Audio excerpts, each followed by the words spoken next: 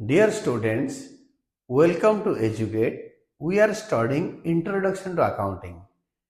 Under this, we will be studying this concept, that is, the concept will be on systems of accounting.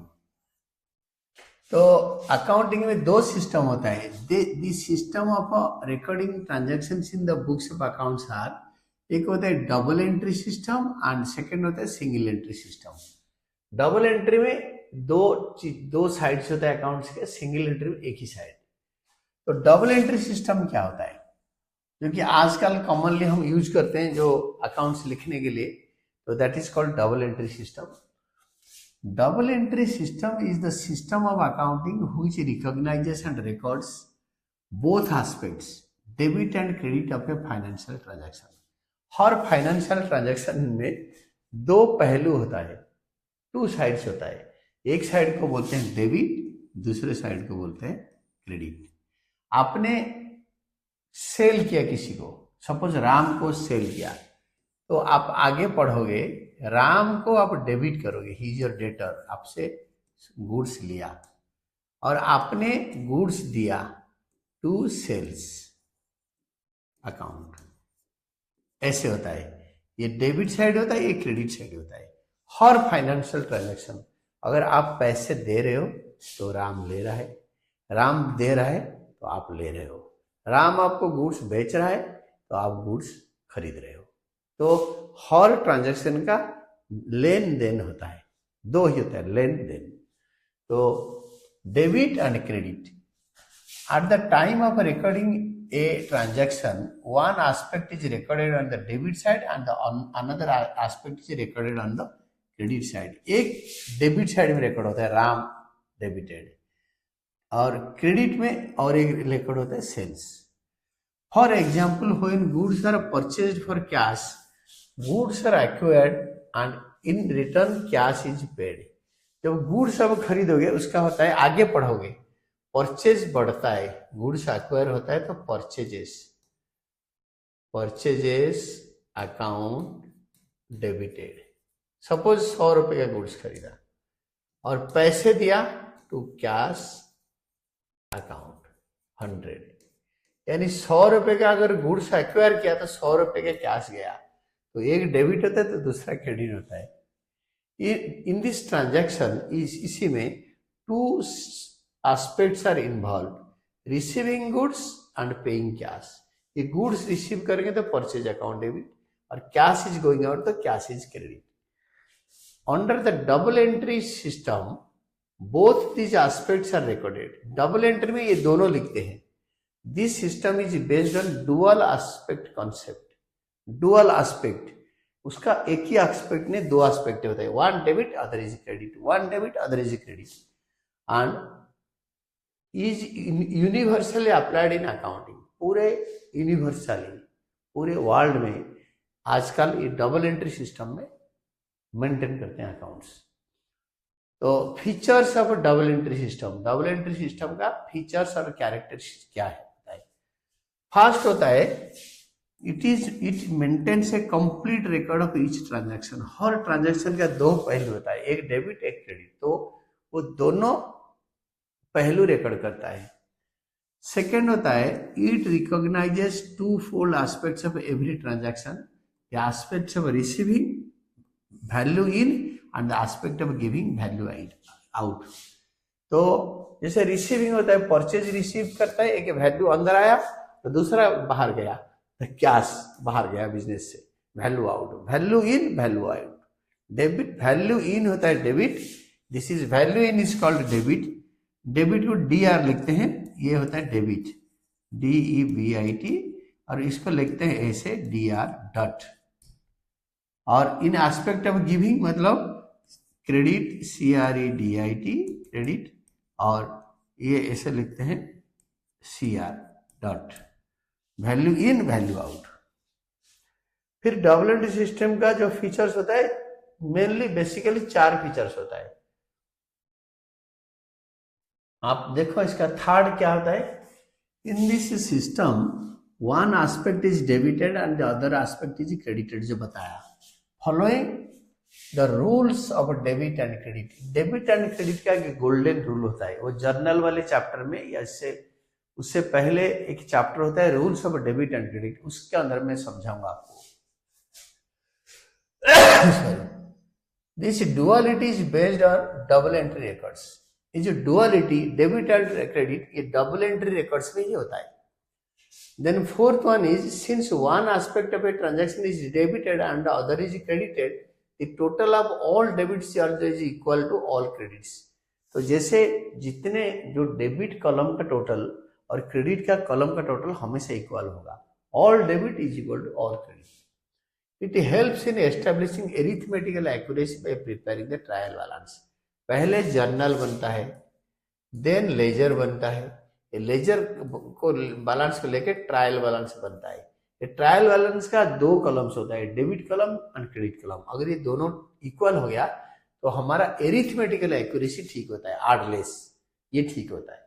Principal में कुछ होता है, मैं आपको आगे समझाऊंगा जब ट्रायल बैलेंस बनाऊंगा, बट ये होता है ऐसे। Stages of a double entry system. Double entry system का कितना स्टेज है? A complete system of a double entry bookkeeping has following three stages. तीन स्टेजेस होता है।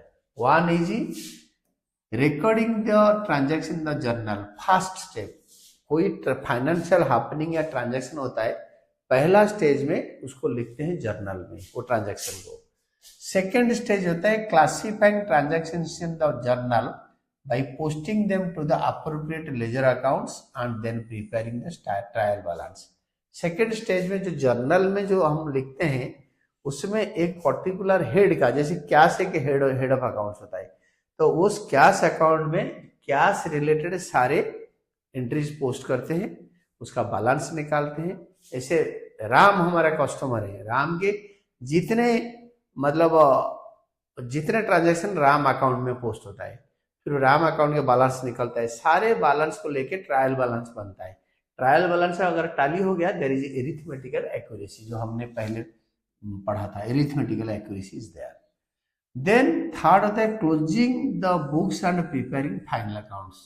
ट्रायल बैलेंस के बाद, क्लोज करने के बाद हम फाइनल अकाउंट बनाते हैं। फाइनल अकाउंट होता है profit and loss account and balance sheet. तो all these stages are be discussed one by one in succeeding chapters. इसके बाद जो चैप्टर्स आएंगे उसमें हम journal, ledger, trial balance, final accounts, ये सारे ए टू जेड डिस्कस करेंगे। Then next is your advantages of double entry system. ये जो डबल एंट्री सिस्टम का एडवांटेजेस क्या है? ये फायदामंद होता है, हमेशा बिजनेस के लिए फायदामंद होता है डबल एंट्री सिस्टम।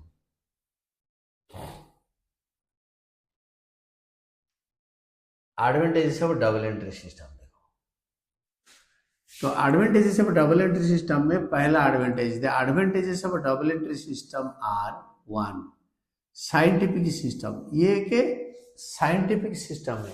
साइंटिफिक मतलब ये मेथोडिकल है और वो साइंटिफिकली इसको मेंटेन किया जाता है। Double entry system is a scientific system of recording business transactions as compared to single entry system. It helps attain objectives of accounting. Accounting का जो उद्देश्य है कि प्रॉफिट निकालना, बैलेंस शीट बनाना, रिपोर्ट बनाना, फाइनेंशियल बजट बनाना, ये सारे डबल एंट्री सिस्टम में हो सकता है।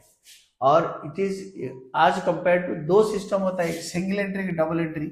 सिंगल एंट्री सिस्टम के साथ कंपेयर करोगे तो double entry system is only scientific system, methodically इसको बनाते हैं। देन सेकेंड होता है complete record of transactions. Complete record of transactions मतलब under this system both sides of a transaction are recorded. It is a complete record as it results in showing correct income or loss, assets or liabilities. Correct income और loss और asset और liability का, अगर आपके हमारे correct profit कितना है, अगर लॉस हो गया तो करेक्ट लॉस कितना है, asset का एक्चुअल वैल्यू कितना है, liability हमें कितने बाहर लोगों को देना है, ये कंप्लीटली पता चलता है डबल एंट्री सिस्टम में। देन थर्ड होता है arithmetical accuracy of accounts is ensured. कहीं पे आर्डलेस में गलत हो रखा है डिवीजन मल्टीप्लिकेशन में, तो वो बैलेंस शीट टैली नहीं करेगा, आपके ट्रायल बैलेंस टैली नहीं करेगा, ये तो पता चल जाता है इसमें।